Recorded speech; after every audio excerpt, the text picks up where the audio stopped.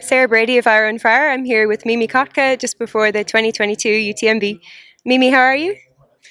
Hi. Yes, I'm good. It's nice to be here, and the circus has arrived in Chamonix. It sure has. So you were here last year and you had a great run. You placed third. So could you maybe talk about some things that went well in that race and anything you think could go better this time? uh, yeah, so I had an okay UTMB last year time-wise, but I really struggled in the end. So definitely there's room for improvement in the later part of the race for me, because I had a few hours of like shameful trotting with a lot of knee pain, and yeah, just like proper UTMB misery, I would say. So a bit less misery would be nice. Yeah. Okay, that always sounds like an improvement. So how has your training gone then the past year?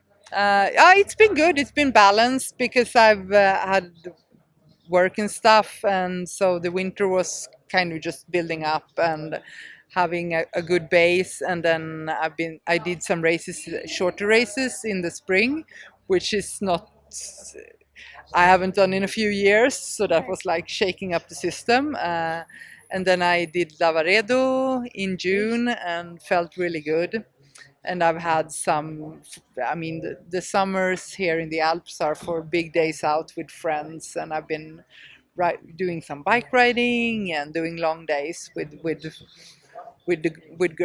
girls. And so I feel that's a good way to prep for UTMB, like have this big adventure style training. So Yeah, that sounds great. And so last year in your post-race interview, you talked about how you kind of overhauled your fueling and your nutrition, and it sounded like that had worked really well for you. So in the past year, how has that been going?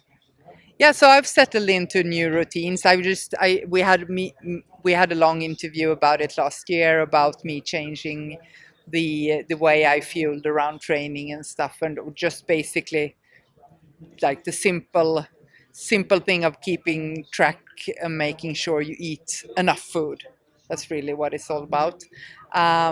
And yeah, as long as I'm still learning a lot about this subject matter, because it's kind of I've taken a great interest in it, but it's now it feels like it's part of like the athlete life.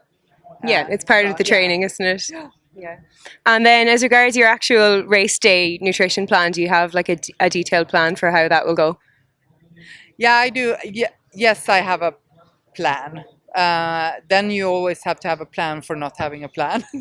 But I think for race nutrition in these kind of races, it's very individual. So you kind of, I mean, the more you can eat, the better off you are. So basically, I think everyone just needs to find like their food that works well for them, and that they can like not get too disgusted by and not get sick from. And it's very so for long distance racing, I think it's very individual what sits well with you. Yeah. But I do have a plan that's hopefully will sit well. Okay, great. And you know these trails very well, and you know this route very well. So, is there any particular part that you're really excited about? So I love the pyramids in the night. That's kind of the technical part in the night. And I just, because I really like night running, and I like technical descents and stuff. So that's one of my favorite parts. Usually I think the end of the course is really beautiful as well. But I mean, often you're very tired and stuff. So, but it's there's some magical spots along the route, but the night is special to me. Actually, I think it's my favorite part of the race. Actually, Okay, great. And so, as somebody who trains here very regularly and year round, does it feel very, very different to be here with thousands of other people around? yes, it's like a completely different place. I don't feel at home when it's like UTMB, and it's not like you train on the course more than, I mean, it's not like you're training on the course all the time. That's not how you do it. I mean, I know the course because I've done the race 3 times, so that's why. but it's not like you're out running the UTMB course, and it's definitely a different vibe than the rest of the year. But it's nice. And so, besides yourself, we have a fantastic women's lineup in the race this year. So, just wondering who else do you think is likely to be up front and kind of setting the pace? So I mean, at UTMB, there's always like everyone is here. But on the other hand, it's really hard to make guesses beforehand because the guesses are always. I mean, it's impossible to say. I mean, people can be in good shape and done really well, but still have. You can still mess up this route. I know for sure. You can mess up this race. So it's impossible to say who's going to finish on top. But I mean, there's some super cool runners here, like Ragna and Katie and Audrey, and some super fast American girls as well. But I don't know them personally, as I do with. Well, I'm counting Katie as European now, but I don't know them as well. But I mean, it's like 15 girls basically that can go for the win. So that's cool. I think that's what makes 100 miles very interesting. Just really anything can happen out there. Yeah. 15 can go for the win for sure, and half of us will be helicoptered out. So, just kidding. Hopefully not. There was one thing I wanted to ask you, just from your experience. You've climbed the ladder of UTMB races, and you've won the CCC, and you've won the TDS, and then you did UTMB. So, how do you think doing the full 100-mile loop compares to those shorter races as regards the challenge? Well, it's definitely.